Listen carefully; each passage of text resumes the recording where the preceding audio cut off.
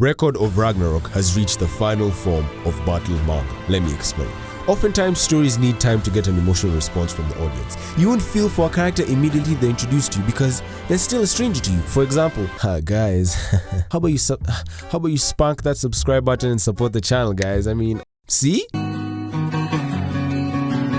Now, how did Shinra Umemura, Ragnarok's writer, solve this problem? He used some of the most famous characters in fiction and history. Umemura is a huge history nerd, and it's obvious if you read any of his other works. No one needs an introduction to guys like Thor, Zeus, or Adam, especially in this day and age. And even, I'm not touching this. Nope. By showing us the whole fight roster till the end of the story, we get something to look forward to and we get hyped. If you haven't watched the anime or read the manga, here's a quick rundown. All the gods from every religion and culture exist in this world, and on their annual 1000-year meeting, they decide to wipe humanity out.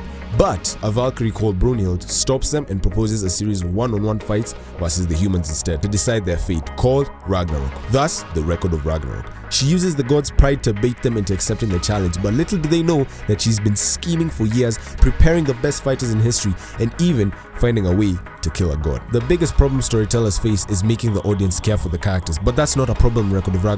No one alive wants Adam to lose. When he said, "Is there any man alive who needs a reason to protect his very own children?" we all felt that shit. The manga literally took the shonen battle formula and summarized it in 20 words or less. The whole story is just a huge tournament arc.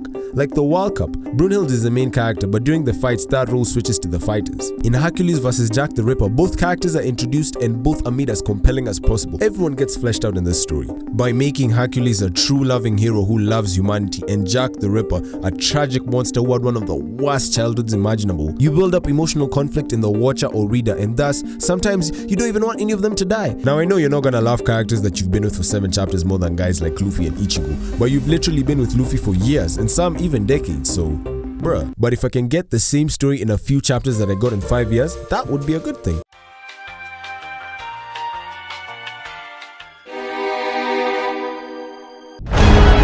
The redesigns of the characters are insane. Get the fuck out, Anime Zeus! I said get the fuck out! The manga is made by 3 people. The author, the storyboarder, and the artist. The artist is literally the reason I couldn't stop clicking next chapter back in 2018. I said get the fuck out! I don't know about you, but I can't see Marvel still the same way, fam. Not after his hammer looks like a kitchen knife, my guy. Bro, look at this! Look at the size of his hammer, it's the size of a building! Did this man go Bankai? What the f? I believe the redesigns of popular characters are a huge selling point for this story. Currently, Hades has been introduced and he looks sick. Huang. Poseidon is always a very appealing character. Can you stop making them so attractive? And for the female characters, I would let them...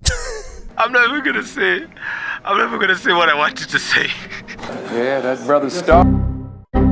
I'm so fucking confused! Why is my dick hard? Nobody can predict who will win the fight, so each chapter is this tense, bloody battle with twist after twist. Every match is literally Escanor versus Escanor, All Might versus All Might. I don't even know the names of the muscles these guys have, but I like the fact that everyone has them anyway. Finally, you're dehydrated from all the sweat and the tension and you're either crying or laughing by the end of the match. So go ahead and read it. This was my first manga, by the way. I'm used to watching anime fights where the characters just monologue for like half the fight. I'm just a weak fish with no tail, but I've always wanted to be inside Lola Bunny's thick, furry. But the paneling made it super easy for my eyes to follow the action. Everything is drawn so damn well. It almost makes me feel bad for pirating. Almost. Since there's literally someone in charge of how the panels are arranged, it is to die for. Literally. By the way, while you're waiting for new chapters, how about you go and read the Lubu spin-off? It is so good and it has 12 long, beefy chapters out. Ooh, you're still here. Like and comment on the video so that you can help it get seen by more people. Join me next week when I start talking about